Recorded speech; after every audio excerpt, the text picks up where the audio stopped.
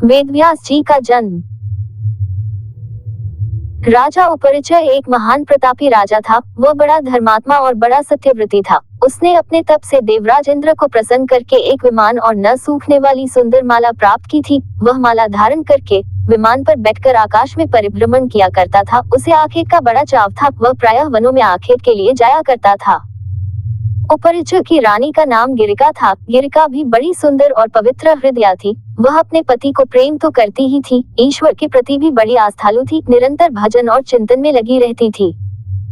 एक बार गिरिका ऋतुमती हुई। 3 दिनों के पश्चात जब वह शुद्ध हुई तो उपरिचय उसके साथ रमन करने से पूर्व ही वन में आखेट के लिए चला गया। राजा आखेट के लिए चला तो गया, किंतु उसका ध्यान रानी के साथ रमन करने की ओर ही लगा रहा।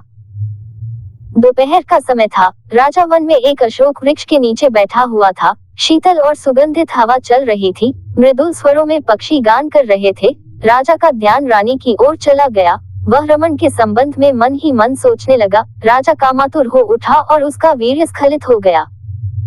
राजा ने सोचा, उसका वीर्य व्यर्थ नहीं जा सकता। अतः उसने अपने वीर्य को एक दोने में रखकर विमान में बैठे हुए बाज पक्षी को बुलाकर उससे कहा, तुम इस दोने को ले जाकर मेरी रानी को दे दो, वह इसे अपने गर्भ में धारण कर लेगी।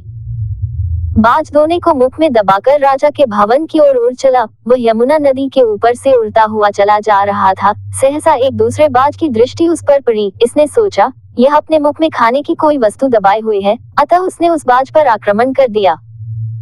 दोनों बाजों में घमासान युद्ध करने लगा। परिणाम ये हुआ कि पहले बाज के मुख से दोना छूटकर यमुना के जल में गिर पड़ा। दोने में रखा वीर्य पानी में मिल गया। एक मछली की वीर्य पर दृष्टि पड़ी। उसने सोचा ये खाने की वस्तु है, अतः वह उसको पानी के साथ निगल गई।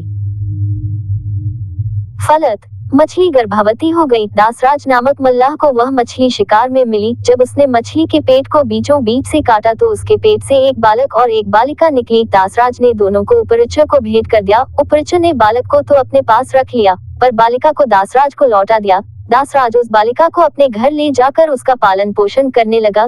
दासराज ने बालिका का नाम सत्यवती रखा। वह मछली के पेट से उत्पन्न थी, इसलिए उसके शरीर से मछली की सी गंध निकला करती थी। अतः लोग उसे मत्स्यगंधा भी कहा करते थे। मत्स्यगंधा धीरे धीरे बड़ी हुई। वह बड़ी रूपवती थी। वह रात्रियों को अपनी नाव पर बैठाकर इस पार से उस पार पहुंचाया करती थी। एक दिन दोपहर के समय महर्षि पराशर वहां जा पहुंचे। वे मत्स्यगंधा को देखकर उस पर मुग्ध हो गए। उन्होंने उससे कहा, सुंदरी, तुम्हें अपूर्व सुख मिलेगा। मैं तुम्हारे साथ रमन करना चाहता हूँ। मत्स्यगंधा ने उत्तर दिया, महर्षि, आप ये कैसी बातें कर रहे हैं? दोपहर का समय है, आसपास लोग बैठे हुए हैं। मैं आपके साथ रमन कैसे कर सकती हूँ? पराशर जी ने योग शक्ति से चारों ओर कोहरा पैदा कर दिया और बोले, अब हमें कोई नहीं देख सकेगा। तू निश्चिंत होकर मेरे प्रस्ताव को स्वीकार कर ले। मत्स्यगंधा पुनः बोल उठी, महर्षि, मैं कुमारी हूँ, पिता की आज्ञा के अधीन हूँ। आपके साथ रमन करने से मेरा कौमार्य नष्ट हो जाएगा। मैं समाज में लांछित बन जाऊंगी। पराशर जी ने उत्तर दिया, तुम चिंता मत करो, मुझसे रमन करने के पश्चात भी तुम्हारा कौमार्य बना रहेगा। गर्भवती होने पर भी गर्भ का चिन्ह प्रकट नहीं होगा। मत्स्यगंधा फिर बोली, एक बात और, मेरे शरीर से मछली की सी गंध निकलती है। आप मुझे वरदान दें कि वह गंध के रूप में बदल जाए और 4 कोस तक फैली रहे। पराशर जी ने तथास्तु कह दिया। फलत मत्स्यगंधा के शरीर से कस्तूरी की सी गंध निकलने लगी। वह गंध 4 कोस तक फैली रहती थी, अतः अब वह योजनगंधा भी कही जाने लगी। पराशर जी ने मत्स्यगंधा के साथ रमन किया। उनके साथ रमन के फलस्वरूप वह गर्भवती हुई। समय पर यमुना के द्वीप में एक बालक ने उसके गर्भ से जन्म लिया। वह बालक जन्म लेते ही बड़ा हो गया।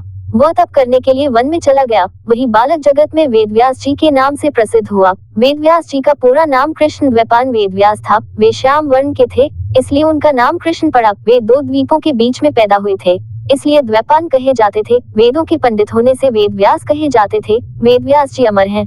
वे आज भी धरती पर विद्यमान हैं और किसी किसी को दर्शन देकर कृतार्थ करते हैं।